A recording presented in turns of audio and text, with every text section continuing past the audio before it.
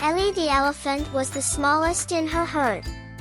She wasn't strong enough to knock down trees, and her trunk wasn't long enough to reach the highest leaves. While the other elephants spent their days thumping their feet and trumpeting loudly, Ellie loved to watch the tiniest creatures of the jungle. One morning, the herd leader, a grumpy old elephant named Barnaby, announced, "The great mango tree is ripe.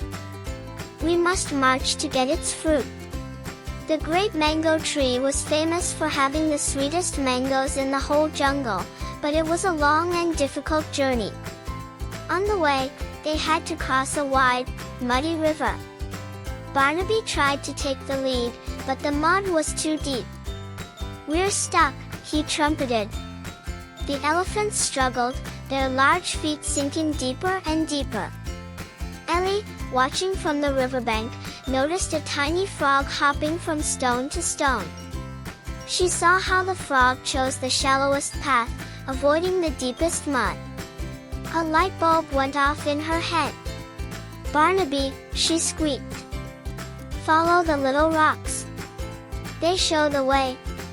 Barnaby scoffed. "Little rocks? What do they know?" But the herd was desperate. "Let's try it," one of the younger elephants said.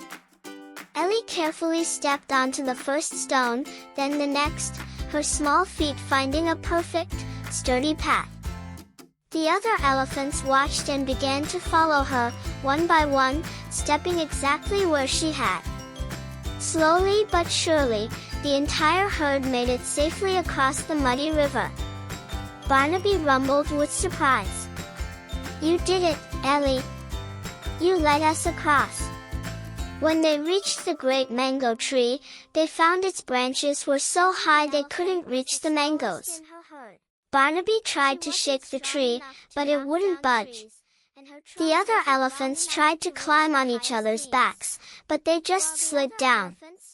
Just then, a small monkey chattered from the top of the tree, "The best mangoes are at the very end of the thinnest branches."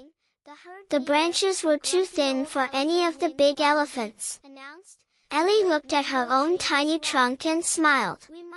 She carefully wrapped it around a small, thin branch, gave it a little wiggle, and a perfect, ripe mango fell right into her waiting trunk. The other elephants cheered. One by one, Ellie used her small size and her delicate touch to get a mango for everyone in the herd. Barnaby looked at Ellie with new respect. "Ellie," he said, "you showed us that being big and strong isn't the only way to be a great elephant. Sometimes, the smallest of us can see what the biggest of us can't." From that day on, Ellie was known as the smartest and most observant elephant in the herd. She knew that being small wasn't a problem, it was a special kind of strength all its own.